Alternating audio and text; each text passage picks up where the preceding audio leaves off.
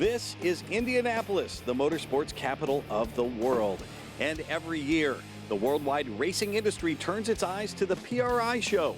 Companies come from near and far to peddle the latest and greatest racing technologies. It's not open to the public, so Motorhead Garage is your pit pass. Let's go. Motorhead Garage, the program that each week introduces you to and shows you how to install the latest in exciting and innovative products for your vehicle. Now here's your host, Dave Dobson. Welcome to the Performance Racing Industry Show at the Indiana Convention Center. Well, the Convention Center and the football stadium next door. There's over 1 million square feet of exhibits here, but we brought our walking shoes, so let's get going. Usually when we see our friends at S&S Diesel Motorsport, they're talking fuel pumps and reliability on Ford trucks that go on the street. Well, they achieve that reliability by making vehicles like this for the racetrack. Luke, what am I looking at here? This is amazing. So this is Jared Ring's Pro 275 drag car. It's a Cadillac ATS-V, but with a billet Cummins diesel power plant in it. This thing is loaded with technology, and it all comes from S&S Diesel Motorsport, including this electronics control system. Now, Luke, what's included in this system, and who's going to want something like this? Yeah, so this is kind of showcasing what a Motec control package is, like what's in this Pro 275 drag car here. So from the ECU and data logger built in to the dash, and it's fully configurable. A lot of these cars end up being a custom harness for that particular vehicle, which is really expensive and time consuming. This is a easily adaptable modular harness that we have a version for a Cummins, for a Power Stroke, and for a Duramax as well. And lots of different sensors. It's very expandable. You can do about as much or as little as you want with it, but it's a really, really good control system to do about anything you want with a modern diesel. Luke, with race cars like this, you're always pushing the limits of technology. So what's new at S&S Diesel Motorsport to keep upping the bar? Yep. So this week, the PRI Show, we're unveiling a new high-pressure fuel pump. So cars like this are making crazy power. Everybody's evolving, pushing the limits, and we need more pump to support more power. So this is the Ordnance 650 high-pressure fuel pump, and we've really just pushed the game to a whole new level. Higher output, higher flow from the high-pressure fuel pump for these diesel applications, and to a much higher RPM capability as well. If you want to go fast and you want to make big power, you're going to do it at big RPM too. So this is the next gen pump that's going to enable all that to happen. If you want to up your diesel game, go to ssfueled.com. They have everything you need. If you've been around a race car or a hot rod, you've seen exhaust wrap like this. Well, that was invented by Thermotech back in 1987. Jeremy, how's the company been evolving since then?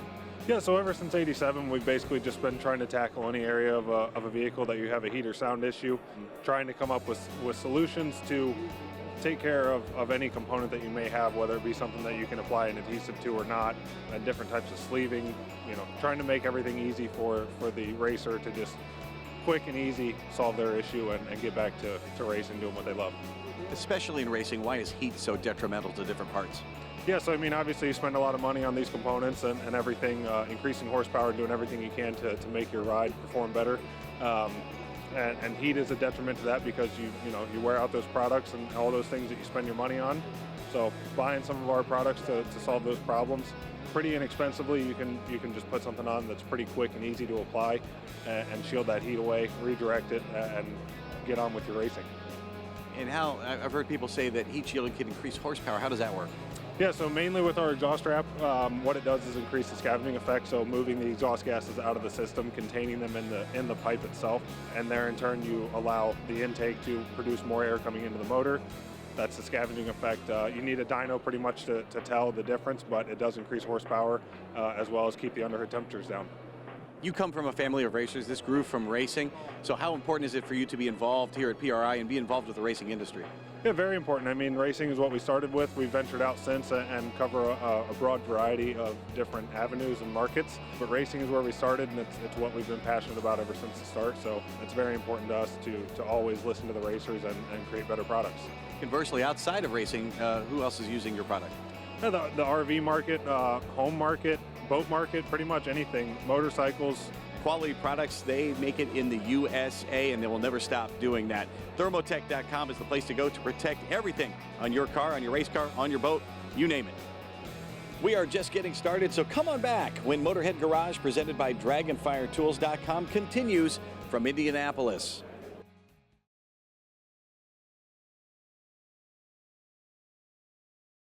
Motorhead Garage, presented by DragonFireTools.com, is brought to you by AMSOIL, the first in synthetics. DragonFireTools.com, industrial workbenches with integrated tool storage. And PaintedAutoBodyParts.com, the leading U.S. auto body parts online store. Welcome back to Motorhead Garage, presented by DragonFireTools.com at the annual PRI Show. The LS and LT motors have been around for a long time, and of course, as these things go, they make more and more horsepower all the time and more torque, Chris. So how does advanced clutch technology manage all of that? Right, well that's the big task, is the horsepower numbers keep going up, but what we all feel and what the driveline experiences is torque. So as torque rises, the clutch's job gets harder and harder, because we all like tons of torque, but we don't want to drive race clutches on the street.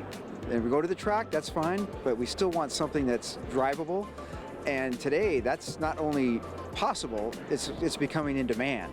So how have you at ACT made that possible? What we have done is we've taken earlier ideas that we've had in the past, but we've had to apply more sophisticated materials, more forging technology, different friction materials in such a way that it's more usable. So in doing that, what we did is we developed our latest mod twin clutch in a 10.5 version for the LS and LT platforms, using a forged aluminum cover for the maximum stiffness and response. And inside, we can use anything from race discs with a sprung hub. We can also go to a street disc layout, something that's more drivable. We can go from a sprung hub, and that can be changed if the transmission requirements are different. We can drop in a full race hub and go right back to a configuration that works for all different types of configurations and requirements. What kind of power, what kind of torque can this system handle? Yeah, that's a great question. These things start at 850 foot-pounds and all the way up to approximately 1,500. Now, the higher ones are going to be a little stiffer on the pedal, but really now the trade-off between a high torque, almost race clutch and a street clutch are blurred. Now we can actually drive a vehicle with a lot of torque and a lot of responsiveness and still put the clutch in and forget about it. Your quest to get all of that power to the ground starts at advancedclutch.com. These guys are amazing. If you have a race car, or any car for that matter, you've got miles and miles of wiring, or so it seems, under the hood, and you want to make sure you're connecting them properly. Steve is with WireCare. Now, Steve, tell me in short, what does WireCare do? WireCare does all wire and cable management products. So we do everything from heat shrink to sleeving, connectors, ties, tools, pretty much anything that you need to wire your car and get your harness working to the top of the line. Why is it important, in particular in a race car, to get those wiring connections done properly? Well, wiring is, that's what wins or loses a race for you. So, right. So if you get out there on the track and something goes down, you got a problem. And trying to track that down and find it is a problem. So you want to use quality products from top quality suppliers, and that's what we sell. And when we talk about those top quality products, you have connectors from Deutsch. Why are those such a crucial component in a race car? Why would somebody want to use one of those? Well, number one, Deutsch is a fantastic connector. It's very easy to use, and it's a rugged connector. It's environmentally sealed. It comes in numerous cavities arrangements, if you will. They range from 10 gauge wire to 22 gauge, and anything from a 6 amp connector all the way up to a 25 amp connector. Again, very easy to use, to pin and de-pin. And you're big at WireCare for selling kits. You have the Deutsch connector kit. What are some of the other kits we can find at wirecare.com? So we sell the Deutsch connector kits. We sell heat shrinkable kits, Vergola kits, which are all of your hose fittings. We sell terminal kits and cable tie kits. So we sell quite a bit. And we'll also create kits for you. If you wanted something custom, we'll put it together. You can find all things wiring for your car on the track or on the street, wirecare.com. More race cars and go fast gear when Motorhead Garage, presented by DragonFireTools.com, returns.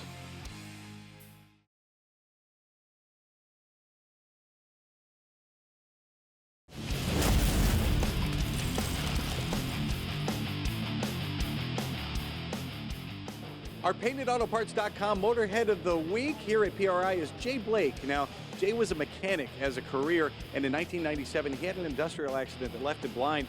Jay, that didn't stop you. What'd you do in 1999 to get moving again? Well, I wanted to follow my dream. I love to work, and I couldn't stand sitting down and doing nothing, so I started Follow a Dream, a non-profit corporation designed to educate children and adults on the power of positive thinking, self-determination, and teamwork.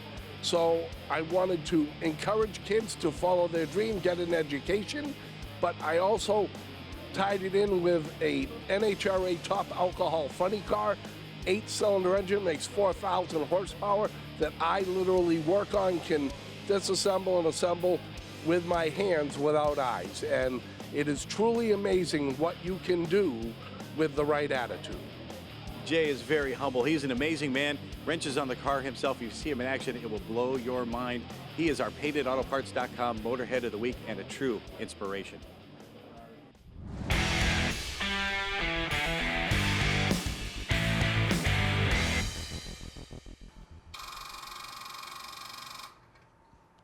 Well, you ever heard that before? Went out to start your car? Probably have a dead battery, most likely. Welcome to this AMSOIL Tech Tip. Yes, we're talking about batteries. What do? Well, they supply all the electrical need when the car's not running. The alternator is supposed to supply it when it's running. Well, with all the heavy demands today, the battery's going to take the brunt of it all. So here's the deal. When we talk about batteries, we have to look inside. Different cells, they're built up with elements, the grids, the plates, they put them together, and what you get is you get a little cell here. There's 1, 2, 3, 4, 5, 6 cells in a 12-volt battery, each one of them producing 2.1 volts, which gives you that 12.6 volts. I actually have one right here on the table for you. You can see it right there. The cells are located right here. There's one of them, then there's 2, 3, 4, 5, 6 throughout this battery, and that's what's making the pressure, the electromotive force. The battery is the pressure maker. Now this kind of staggered me a little bit when I looked at it because it shows us a fully charged battery is 12.6 volts, and then believe it or not, a 25% charged battery is 12.06 volts. It just can't push the amperage. And OCV, open circuit voltage, well, that's real simple. Just take a voltmeter, go across the two terminals, make your reading, and you can determine the state of charge of the battery. Now, if you have a battery that's a maintenance battery where you can get in there and service it, well, you can take a hydrometer like this and you can read it. Inside of a battery is sulfuric acid and water. That makes up electrolyte. So the more sulfuric acid, the more charged it is. The more water, the less charged it is. You can also use a refractometer like this. Just put a drop on there, look through it, and what are you looking at? Well, you're looking at the specific gravity there. Anything good, 1.30 or higher, you got a lot of sulfuric acid, you got a pretty good charge. And that's it for your battery, Len. Have you ever heard a couple of myths when it comes around to batteries, like you can't leave it on the concrete, it's going to discharge? Yep, I've heard that one. Yeah, you know, that's actually debunked because here's the deal. They're old tar cases. The polypropylene don't do that. Now, I know there's a lot of myths that revolve around oils too. You as the expert, I wonder if you can help us with some of this here.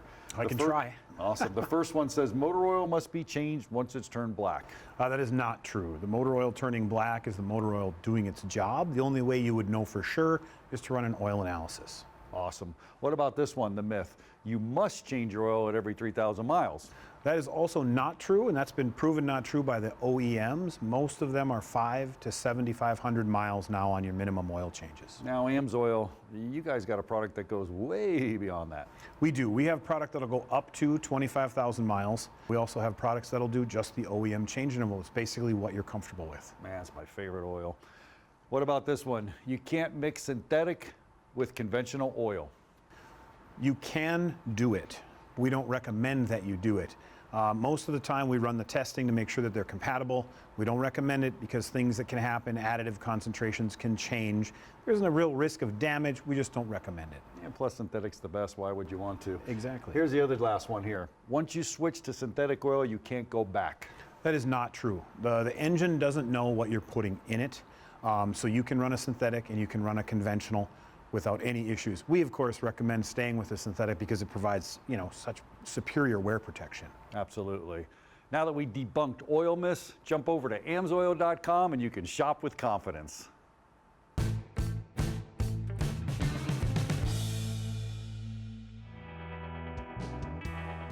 My name is Barry Black. This is my 1971 442 O's.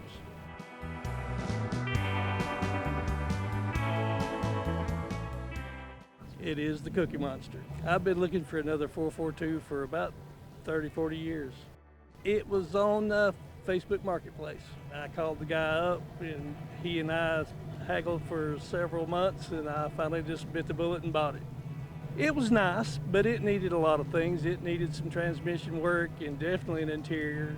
The rubber seals and such needed replacing. Where'd you get the rubber seals? Steel rubber. It made quite a bit of difference. It quietened it down quite a bit. It didn't rattle near as bad. You can drive through a major thunderstorm in this car and it doesn't leak a drop. You know, I can be having a bad day and I could go out and fire this thing up and immediately I have this big smile on my face. You know, it just brings back memories of when you were a kid. You know, in my day, automobile was freedom. You know, the happiest day of my life, besides my wife and my kids, was the day Dad handed me the keys to that first car. I'll never forget it.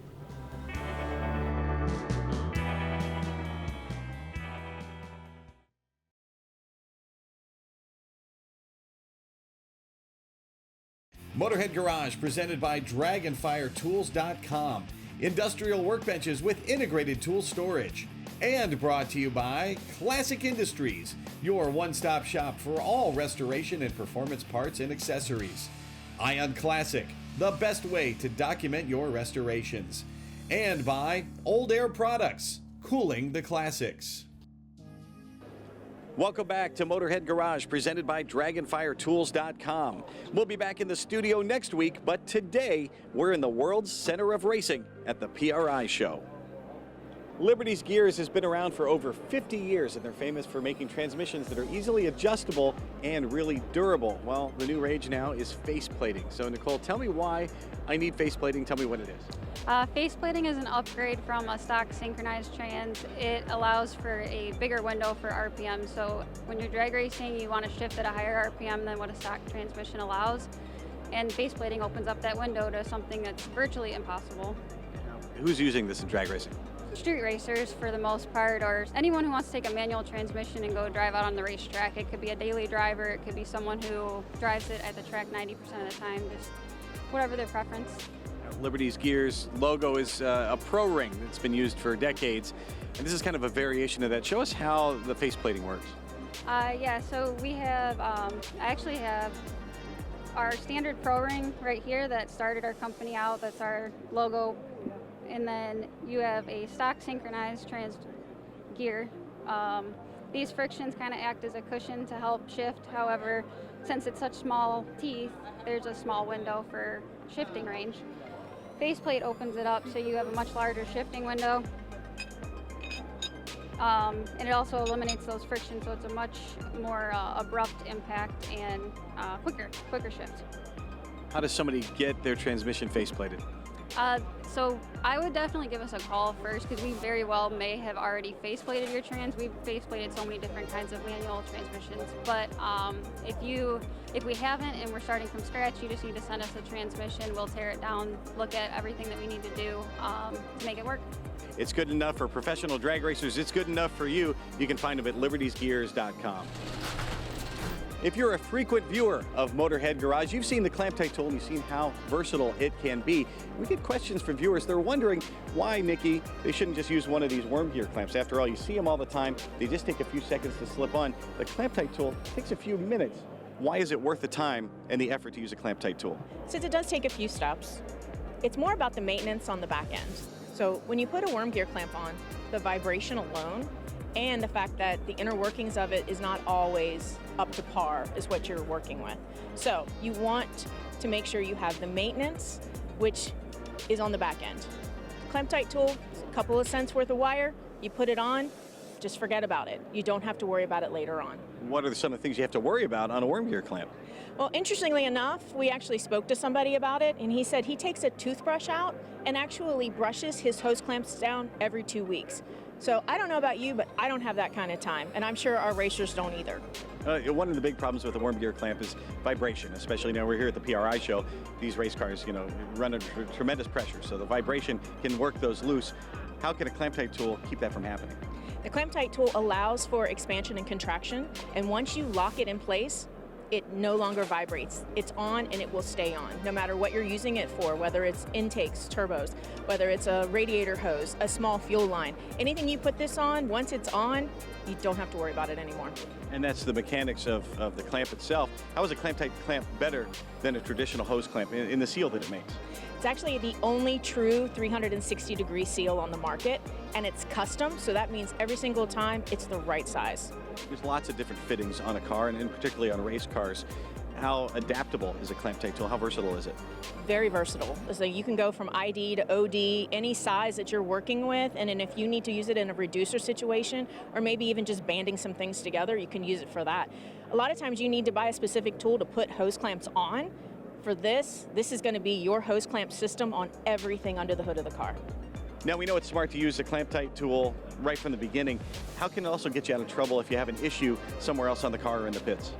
Since it's an emergency fix as well, so anything that needs fixed that you just need to clamp together or put some safety wire on, it's there for you when you need it.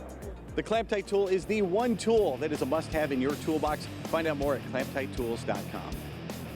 If you've enjoyed this look at the PRI Show, I've got good news for you. We're doing it again next week.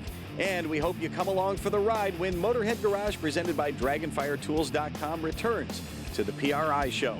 So long from Indianapolis.